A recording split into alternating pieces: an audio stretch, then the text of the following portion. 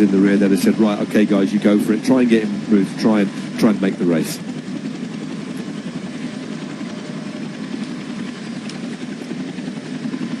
Just looking to see who the Tudor Pro cycling rider is in that leading group. Entirely sure it's Marius Meyerhofer. I'll have a little look, but I had him down as well, he's making his debut in this race. No, it's not Meyerhofer, but two Kernhouse riders, including Josh Huppert's here, rolling through on the front. They have played a strong part in this race today. They really have. The boys in black and yellow. No, that's massively impressive. You know, to get two in the move. I mean, the racing's on. This is full gas now. It really is full throttle racing. Kicked off by Lotto Destiny. It's now the squad of Red Bull, Bora Hansgrohe, trying to knit this one back together, because that was an interesting little move. Looked a little bit dangerous. Rex now sat at the back. And the Vandenberg still continuing to drive here. Matt, at the moment, they're riding this as if they're riding straight into a finish line, but they're not. They're riding into three finishing laps, and I just wonder how that might change things. It does do something to the race, doesn't it? I think it will do something to the race. I mean, the riders in front, I think they're still, well, they are just marginally still away, and we're just getting Team Jaco a little bit. But now, this finishing circuit, the racing's on, it's all together. There's some teams that are going to want to try and keep it together. Other teams just want to keep try and fire in riders off the front. And also, the finishing circuit's the last place you want to be on a finishing circuit is near the back, because you get that whiplash effect. But again, it's not a super technical finishing circuit. 4.2 kilometres around, quite a long run into the finish. You go through a K to go. It's pretty straight for about 600 metres, then gently meanders to the right before we go through the finish line. A series of fast corners and just a couple of lefts and rights before we join the circuit again. So it's not super technical, and on relatively wide roads at this point, at least, as we see the other Belgian squad, Soudal Quickstep, take things up at the front with the powerful rider from Czechia. That's Joseph Czerny on the front there, on the left-hand side. Yes, I guess Soudal Quickstep are thinking about Luc Lamperti. They're not with a big sprint threat here, but Lamperti himself, he was sick, wasn't he, in Banche in the week, so obviously got some form. At the moment, though, no one team absolutely dominating in the way that we thought maybe Alpecin-Deceuninck might have done at some 8-10k ago, when they were looking like they were bossing the front. It's a proper mash of different jerseys there right now, Matt. Could be messy, this, in the first few rounds. It could be messy. We just see Biniam Gromard moving up. But I tell you what, I think the question has been answered from an Israel Premier Tech perspective. That was Ethan Vernon driving hard in the front, just on the right-hand side. He's actually in second wheel now, but it's Vernon who's put his nose in the wind, and it's Ackerman on his wheel. So for me, that's now told us quite clearly who the protected sprinter is going to be, unless something happens to Ackerman in the closing stages.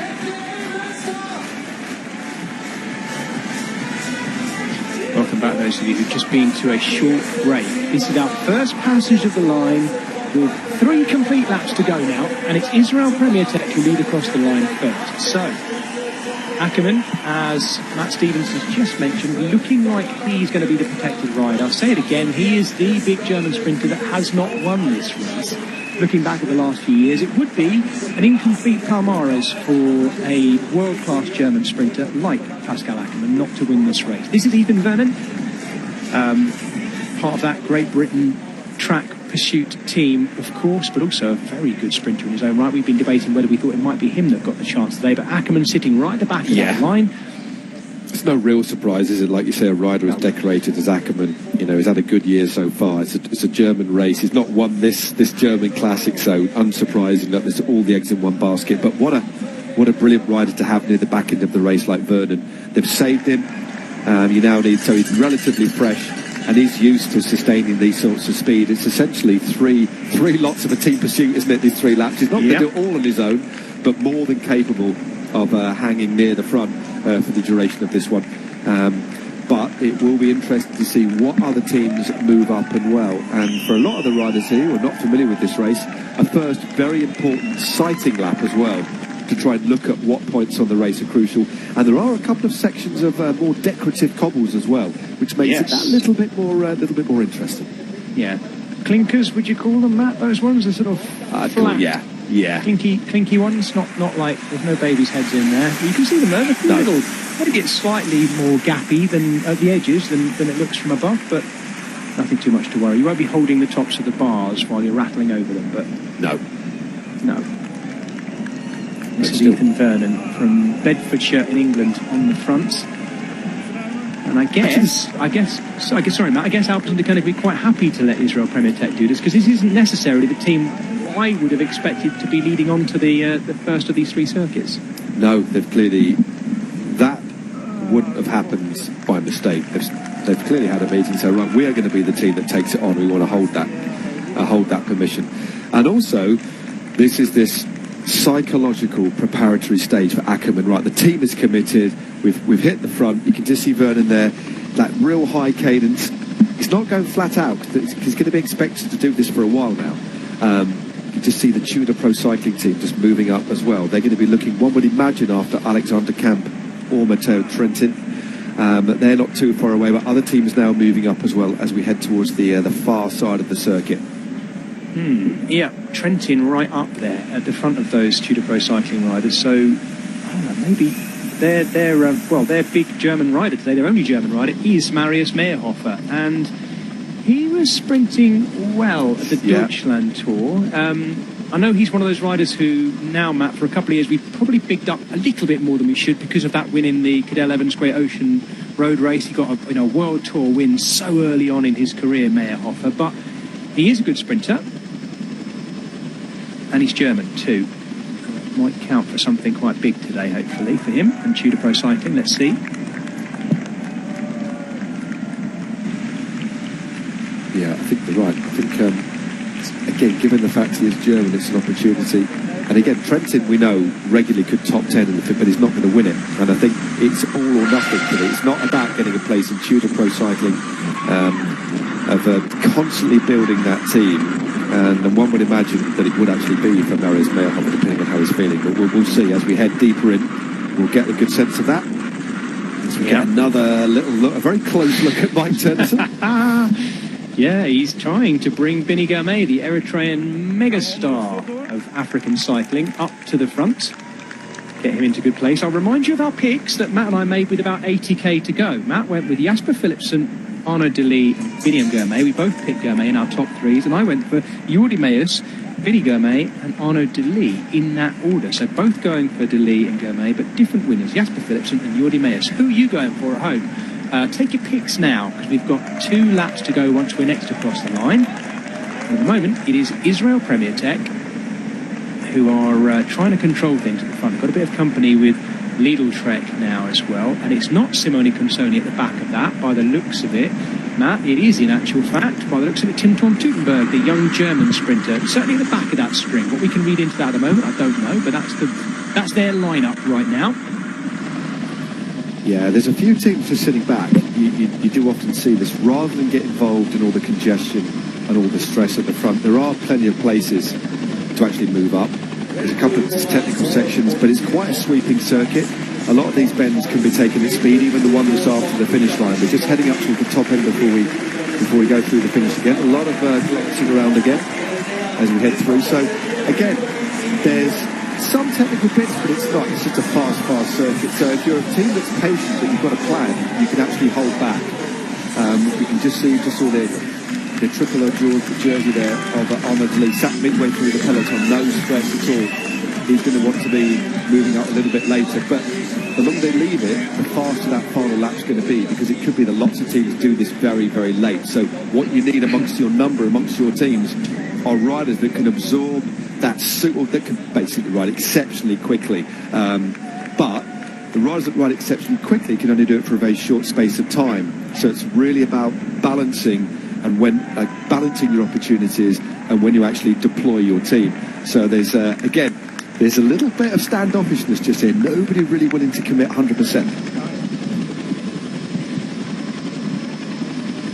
One of our 3 laps done, 2 laps to go. Even my terrible maths can work that one out.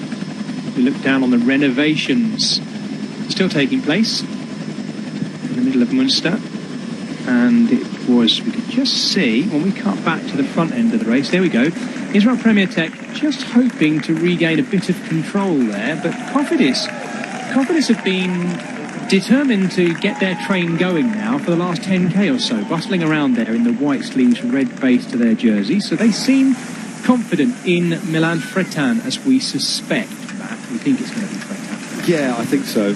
And another team just moving up who haven't seen too much for, looking after what we imagine Soren Borenskjold, are Uno X Mobility on the right hand side. They were just starting to make almost a preliminary move on the right hand side to get themselves into position as well.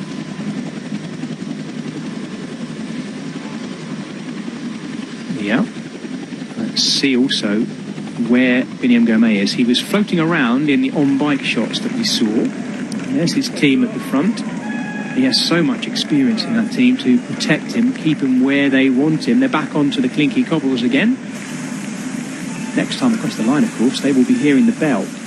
Right at the very back, Tosh van der Sande, having been in the breakaway all day, so we do know some of the breakaway are hanging on to this towards the finish. We're lucky we've got the right rider with a camera on their saddle, by the looks of it, at the front as well. Biniam Gourmet rolls up and looks for his team. He'll look to slot in on the back of them too. Yeah, it's not being dominated, Matt. Yeah, no, exactly. it's not. Teams are clearly, obviously, having to ride hard just to sit on the front here. You're putting out a lot of power, but nobody's made their move yet because it's still way too early. With still 6.6 k's to go. This is all about trying to stay near the front, locking yourselves into position before you really do start that lead out. But there are some very strong lead-out teams here. There really are. It's just who can find the space, who has got the ride that can make that little bit of difference and go just that little bit faster, create the space to line things out. Because given the width of this sprint, this could be quite a chaotic one. What we haven't got is a narrow pinch point or a really sharp corner leading in to the finish. The last corner comes with about just over a kilometre to go. Then it's a long straight, aside from that gentle meandering corner to the finish line, it's just very fast, and as you can see, quite wide as well. So you're going to have to rely on raw power. That's what you need. You can't use the road and dive bombing into a corner to try and create that space. You just need very strong riders to take you up either the right or the left hand side. Yeah, and Entourage Wanty, who are trying to get themselves to where they've got the numbers up there, that's for sure, but they're not quite in the right order as they go past that big red flare. The other thing I noticed, Matt, as well, interestingly enough, is DSM Firmenich Post NL getting themselves organised. They've drifted, now I say it, they've drifted back a little bit, but I was curious. They were there a second ago, yeah. Yeah, curious though, isn't it? There were four, maybe even five of them up there in a line, and I was looking down trying to see, maybe they'd heard my thoughts about Neil Zikov, but I don't know. I'd be surprised by that actually, but they definitely fancy doing something. We'll keep an eye on the boys in white and light blue.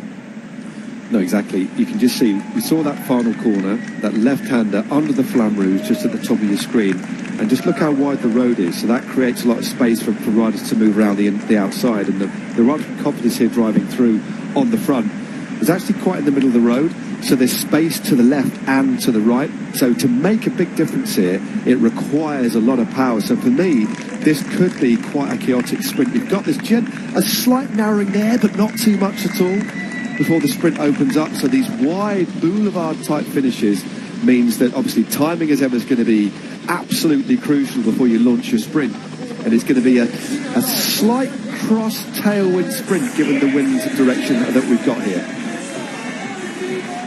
Yeah, and it's now Max Walscheid being brought up in the middle of the shot there. I'll remind viewers he's one of only two former winners in this field. This is the last lap. Ring that bell, because we've got an awful lot of riders still within a shout. This one, we're going to get the big bunch sprint finished in 1 lap's time.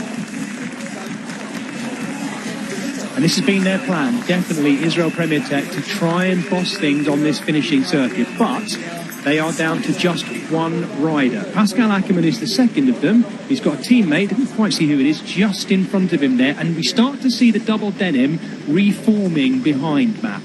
Yeah, they would just wait the first couple of laps of the circuit leading into taking the bell.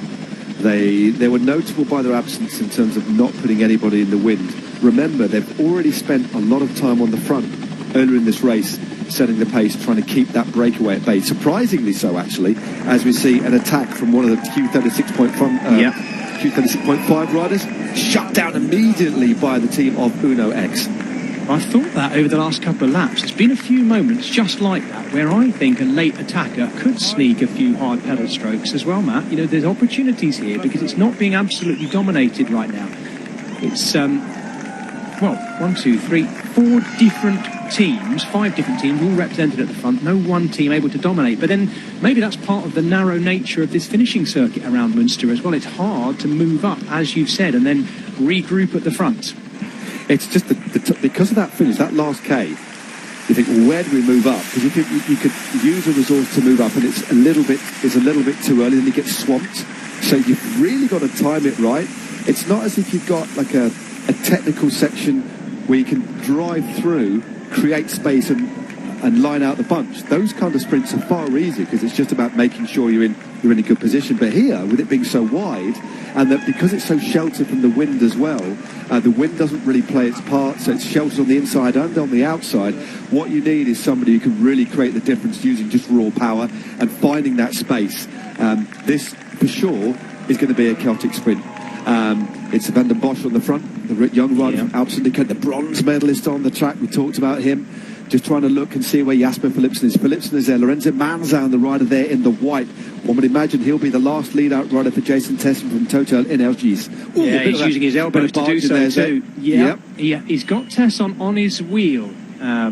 Lorenzo Manzan back there in the white kit with the yellow and green helmet, and he is locking shoulders hard there with, I think by the looks of it, Marius Meyerhofer, who's up alongside Matteo Trentin. Trentin's staying out of it right now, but Van den Bosch on the front doing what looks like his long hard turn. Keeps looking back to see the damage.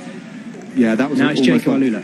Yeah, that was a terminal effort. And what it did from that sort of speed is actually drawn the peloton out a little bit. Now, Amstel de Koning, they've only got 2 lead-out riders left. They don't want to pull things through. So they've actually backed off at the moment.